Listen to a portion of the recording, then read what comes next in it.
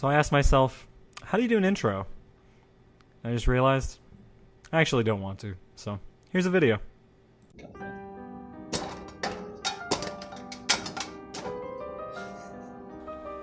Sugar. Powdered sugar. Corn syrup. Any kind of Kool-Aid flavor, preferably something dark. Black food gel. Measuring cups. A medium-sized pot to cook your candy in. A candy thermometer to help track your temperature much easier. Something to stir with. This one's made of silicone. Some toothpicks. This one's optional, but if you have a silicone mold, it helps sell the prank. You don't need one, but I like using the silicone ice cube mold. So, you're going to start by measuring 1/3 cup corn syrup, 1/2 of cup of water, and 1 full cup of sugar. Now taking your 3 ingredients, you're going to combine everything in a pot and stir it all together. Another way I like doing this is using a blender to save time. If you can't tell, I'm lazy. Oh, and I forgot to mention, but if you like your hands not being a different color, I'd use some gloves for the next part. It kind of ruins the joke if you dye your fingers. But here's where the prank comes in. You're going to add as much black food dye as you like. The more the better. This stuff is used in cakes to add color to fondant. But yeah, if you got them, use them. Definitely saves time. Sitting there and blending it all up all good like. So the important thing to keep in mind is the temperature. You want to get around 260 degrees to 280 degrees. Any more and you risk burning your candy. This is where your thermometer comes in handy. Just make sure it's not touching the bottom of your pot, or you could get a false reading. A good visual key is your mixture should start to boil quite heavily.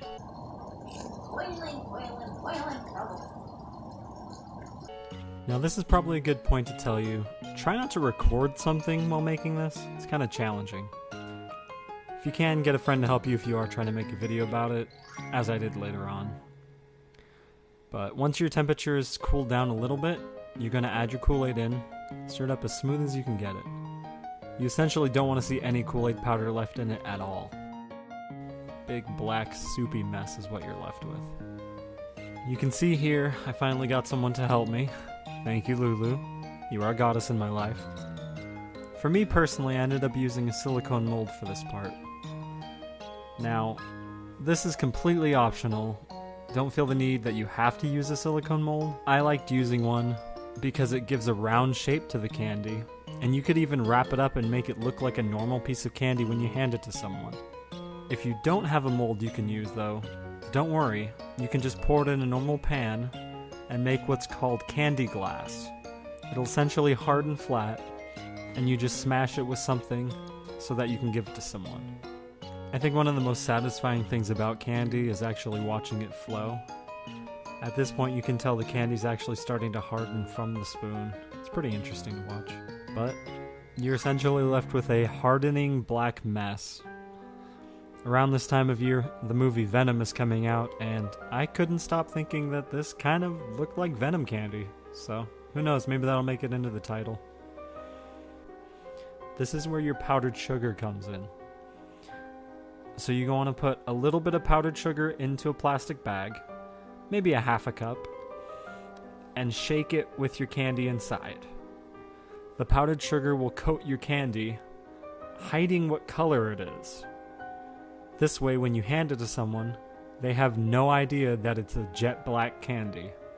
I think one of my favorite things about this is the fact that people can't actually tell that their tongue is turning black until much later on after they've already had 3 or 4 pieces. In this clip, I popped 3 pieces just to show you guys how dark your mouth could get.